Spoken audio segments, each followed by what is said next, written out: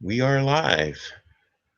Good evening, everyone. I am David Johnson, and I am so happy to have you here for Educational Innovation 360 Degrees live chat. Our guest tonight is Dr. 𝐃𝐨𝐬 𝐿. Dr. 𝐃𝐨𝐬 𝐿 is Dean for Academic Success at San Antonio College, 2021 Aspen Prize winner for Community College Excellence, where she oversees multiple institutional and academic support departments. Dr. Khan's co-edited book, Beyond Equity at Community Colleges, Bringing Theory into Practice for Justice and Liberation, is forthcoming by Routledge in 2021. Dr. Khan earned her PhD from University of Texas at Dallas. She has published numerous academic and creative works. Her publications and practice focus on questions of identity and belonging for colonized, marginalized, and minority peoples. Her academic work has led her to put theory into practice and be an advocate for under-resourced and minority students. Dr. Khan, pleased to have you here. Good evening. Thank you so much, Dr. Johnson, for inviting me. We're friends, so let's call each other by our first names. Absolutely. But I really do appreciate you inviting me to this forum and inviting me to share my thoughts with you.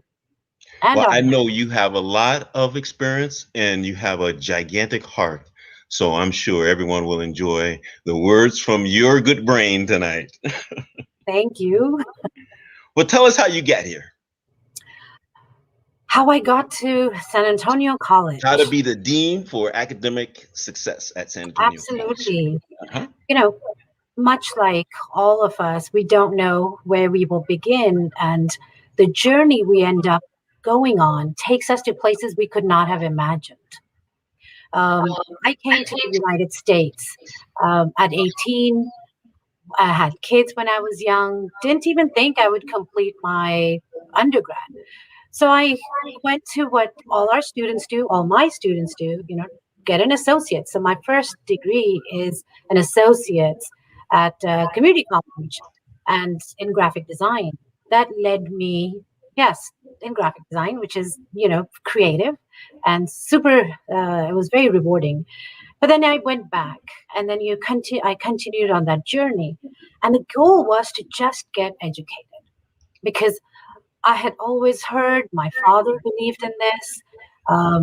He was a man who had changed the course of our family, his generation, by pursuing education, by pursuing excellence in everything that he did.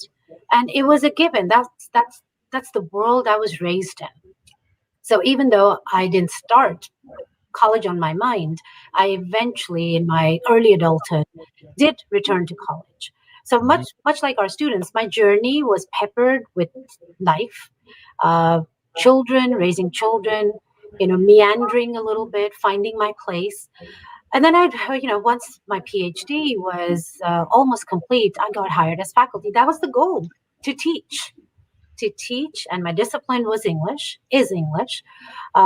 literatures. So that's what I did.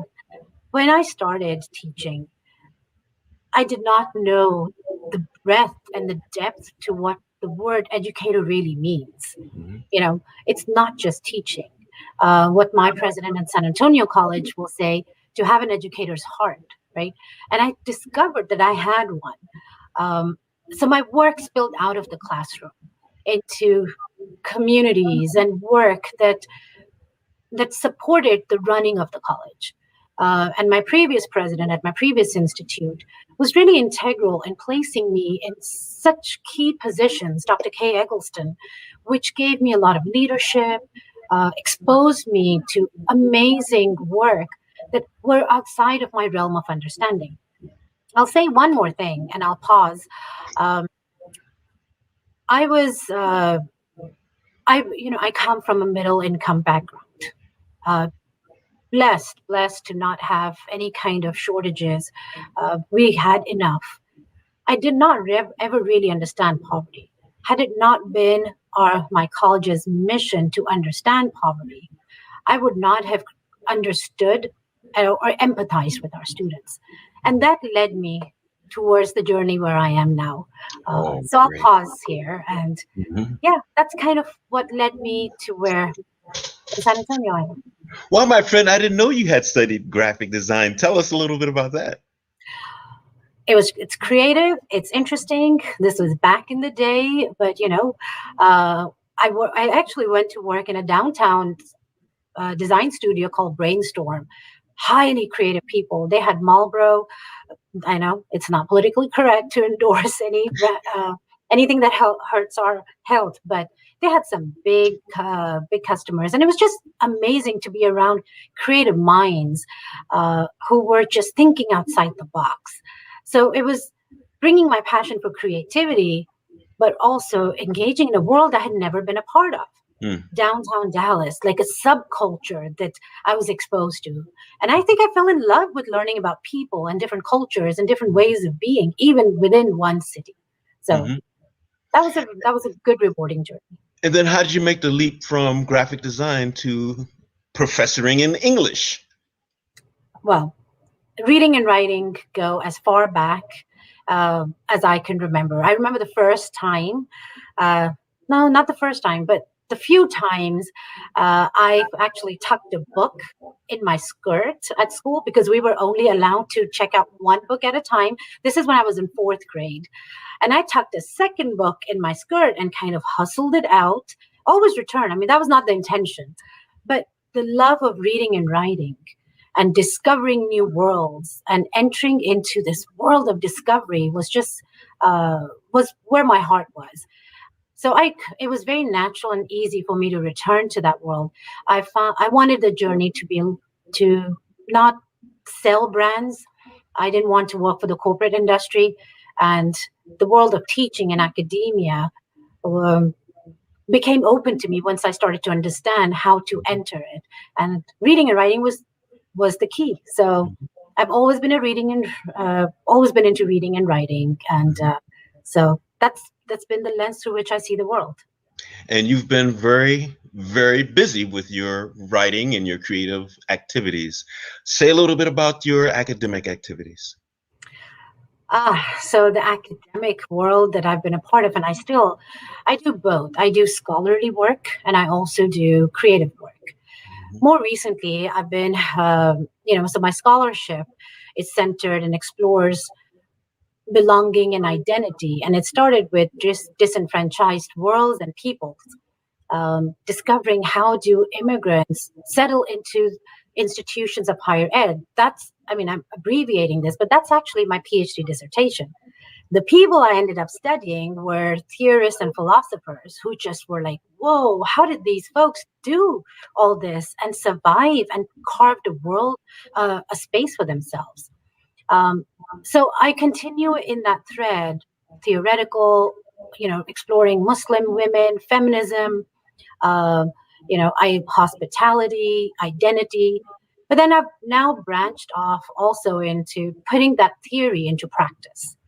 Because being an educator at San Antonio College and in the community college world, you have to be a practitioner.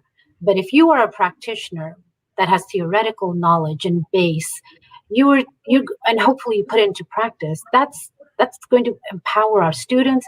It takes everything that I learn and I can continue to read and write about, and it's just more gratifying for me. And that's where my heart is now.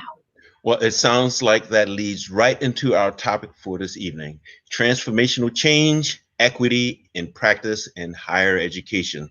Sylvia, let's jump right in. Understanding the mission of community colleges, please. It's a mouthful, and I take no credit for even trying to begin to understand the mission of the community college, right? I stand on the shoulders of many, many scholars and practitioners and educators that have come before me, and I hope to extend that work. So what I would like us to focus on tonight is, thinking about access, thinking about responsiveness to community need, and equity as the baseline for understanding the mission of community colleges. I did not come up with this. So like I said, we are continuously building on each other's. Dr. Troyer from Achieving the Dream organization has really honed down on this concept of community colleges are more than just access. Access is one step for our community and our students. What do we do when they enter? How do we respond to them? What is it that community colleges are doing for their community? So even though physically we may be in the center of a city, let's say my college, right? San Antonio College, smack downtown, amazing location. Are our students all coming to us? How are we creating those pathways where students have no barriers, don't have the barrier of transportation, don't have the barrier of financial need and support, don't have the barrier of being stigmatized in their community for going after education versus earning? Multiple barriers exist for our students. I would call them obstacles, because obstacles can be overcome and barriers can be broken, taken down. So community colleges, in my opinion now, are really more than access. It's just creating digging deep, those tunnels and those pathways deep into our community. But also, Sylvia, at one time, people thought of community colleges as the first stop before a four-year school. Shall we think of it as that or otherwise? It depends. So if a student wants to come to a community college to pursue a workforce degree and wants to go into employment immediately, that is their only stop. And we will empower them with education, setting them on the right path to ensure they get employment in the industry of their choice.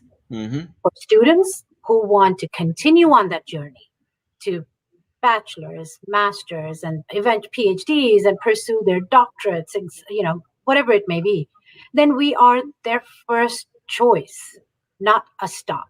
We are their first choice. We really should be looking at it like that. Now, could you help us differentiate between a community college and some of the for-profit organizations that claim to prepare students or prepare people for the workforce? Well, it's in how you said, David, for-profit and community college. The titles just say it all, right? We do this work because we're serving the community. We do this work because we are giving back to the community. It is taxpayers' money that holds up our college. We are responsible and really accountable to our community. Our community. Speaking of accountable to the community, I'm looking at the word community college. Community college. What is the community? Is the community only the people, or would it also include the corporations, the industry that comprises a city? Great question. A community is all of the above, right? Community are the homes and the families that need us. Community needs are the needs of our industry that need a workforce ready and who want to really hire from within the community instead of importing people from outside, right?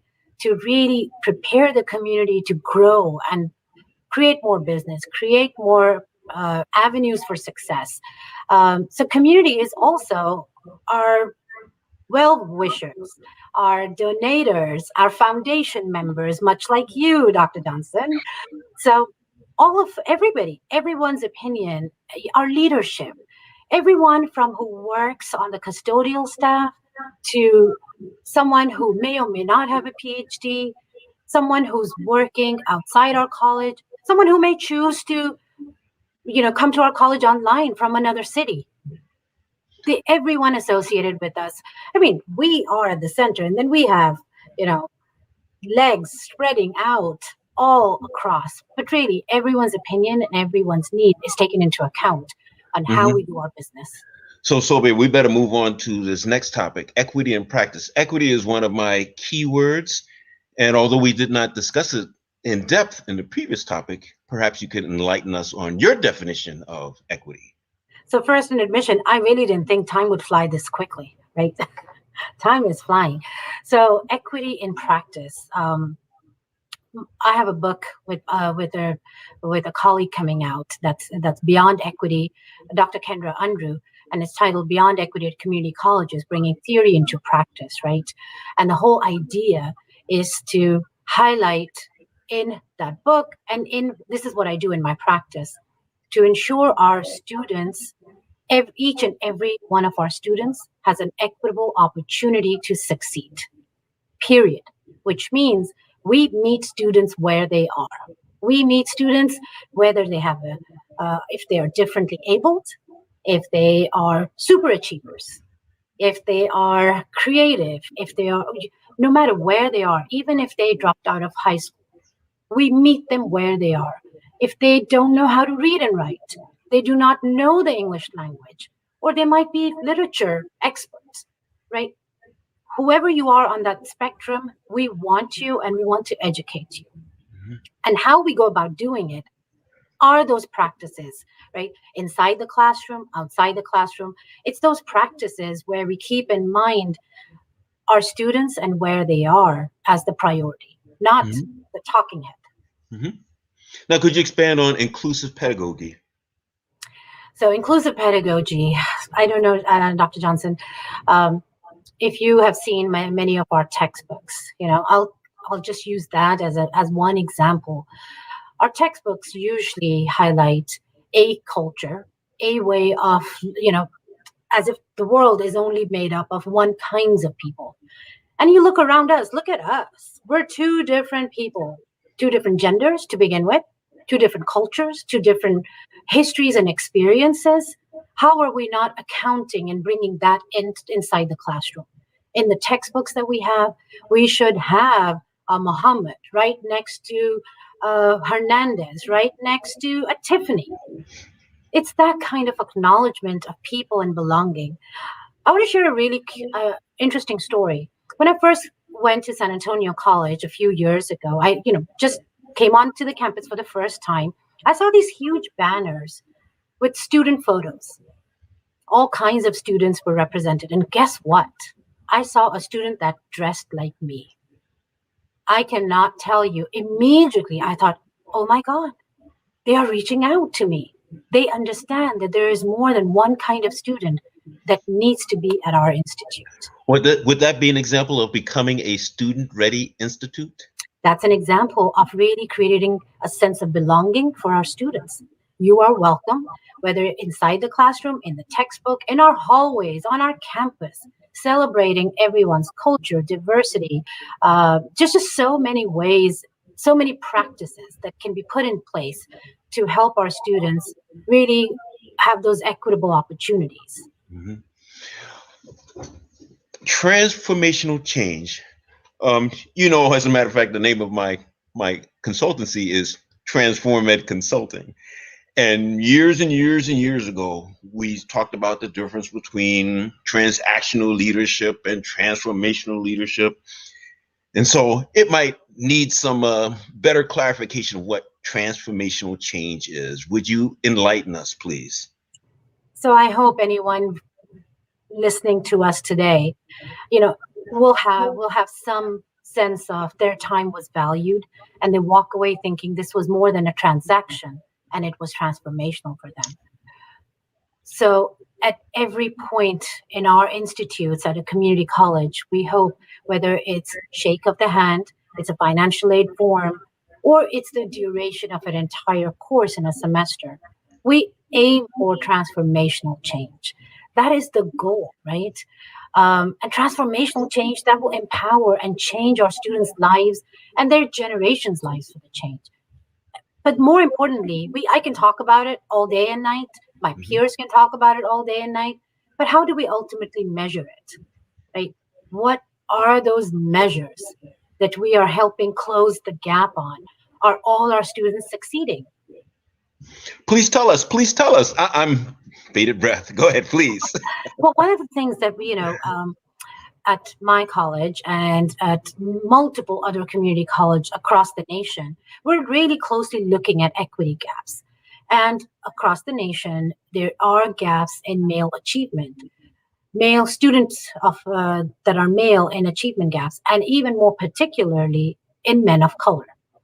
Why is that? So we want to dig down deep. And when we are keeping in mind that the data in front of us, and we're assessing every course, every action, every transaction through that lens, we want to make sure our students are achieving success. Many of our students at community colleges are part-time students. They have full-time jobs. They pick up a course, 2, 3, we hope as many as they can.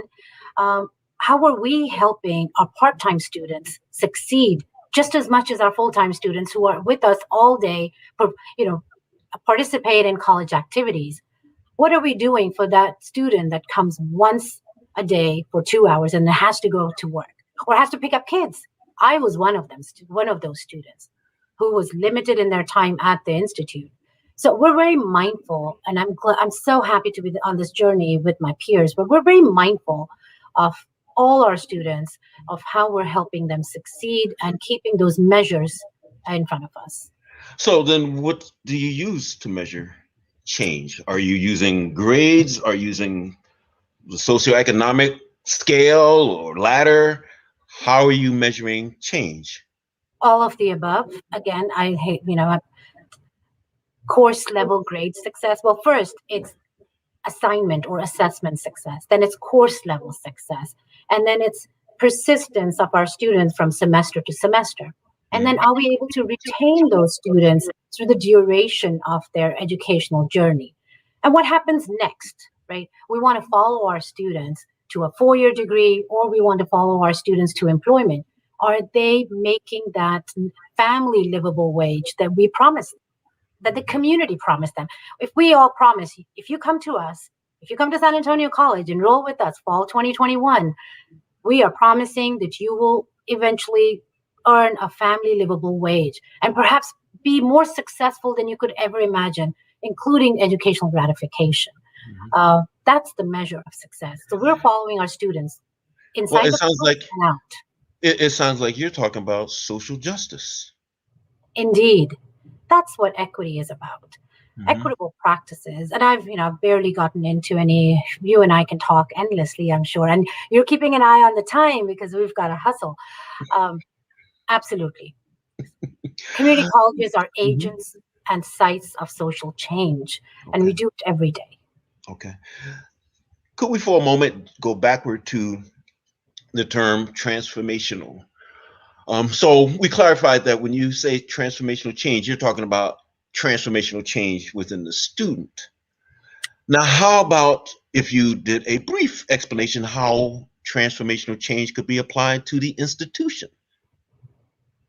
Again, being on that equity journey, we want to make sure our hiring practices keep equity in mind. We want to hire people who are representative of our student population. We want to put into practice things like acknowledging every different student holidays, cultural beliefs, and transformational in the way we are absolutely student ready. We do not say no. We don't judge a student. We are open, not only access, open arms and open hearts. So inside the classroom, student-centered transformational change, organizational transformation change, which will bleed into community transformational change. Wow. Okay. I understand. And again, going back to that word community, how would a community college differ in its community focus with a 4-year school, let's say? Well, University of Texas at Dallas. I know, amazing school, my alma mater. Right. But I started at a community college, right? That was my first choice. Smaller classrooms, right? We get to know our students so much more intimately. Even though some of our community colleges are huge, there are faculty who will know your students. We provide educational at a fraction of the cost. So, and we provide all kinds of financial support, academic support, multiple ways of tutoring, 24/7 access to tutoring services, library services, advising services. So you are assigned, each one of our students is assigned an advisor who will stay with that student throughout their educational journey with us. I mean, that personal one-on-one support is just, I'm sure, and I hope really all of us do it, no matter what the size of our college or university is. But I know at my institutes, the one where I've worked, where my colleagues work, we go the extra mile to support our students, Hmm. not to hold their hands, but to, be there for them when they need us. We are the guardrails, Okay. Well, ensuring let's their talk about success. challenges and opportunities. The challenges continue. Financial challenges for our students, for the organization. The pandemic for all of us really revealed inequities. Um, Speak about that. That's a very, very important topic, the inequities that were exposed as a result of the pandemic. Absolutely, yeah. Internet access, and our K through 12 system in San Antonio saw the students not coming back to school, and that bled into the colleges where families had to take students out to go to work and help support where there were job losses, lack of internet, lack of technology. And even though now that we're coming out of the pandemic, students are still working to support their families. We have Mhm, parents who have children at home. And if schools aren't open, if daycare centers aren't open, how are they going to come to college? mhm. So life always takes a priority, and it became transparent during the pandemic. Well, talk about more the supports that San Antonio College offered students during the pandemic, and even now with the pandemic slowly moving behind us. How do you support those students who might have children who are not in front of their computers or in their classrooms because of the pandemic? Absolutely. First, we started giving out computers. Mhm, We have hotspots. So just technology needs were met. Um, Financial needs, multiple scholarships.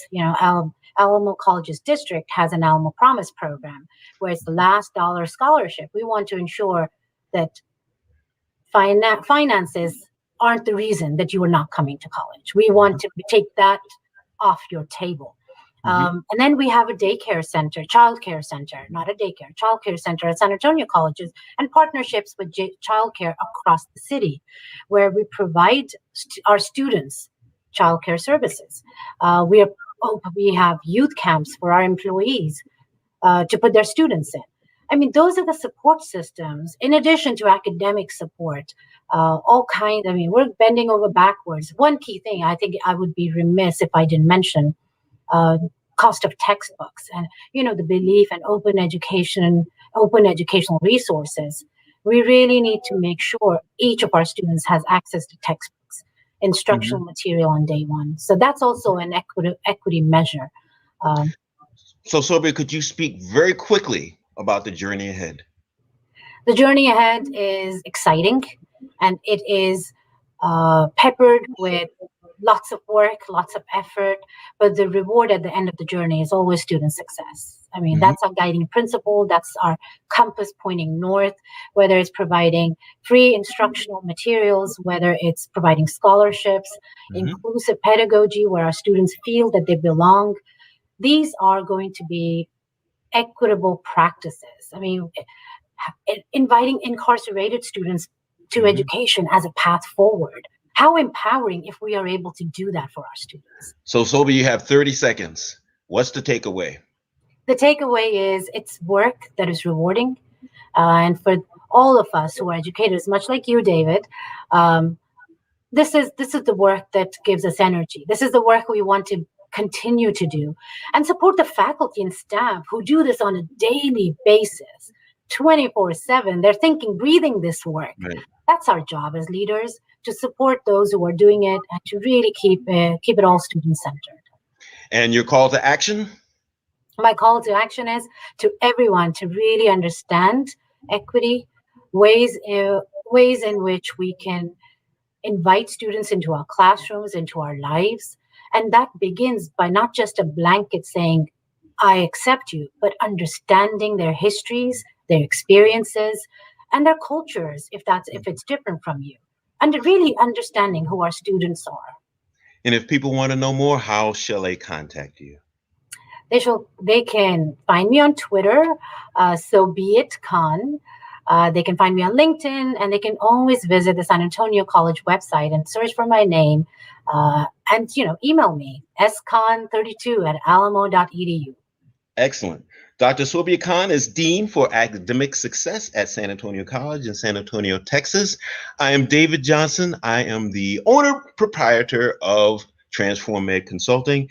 And a great big thank you to Cassandra Williams, who is the owner and the inventor of Educational Innovations 360 Degrees. And this is her channel. And thank you for allowing us to use it.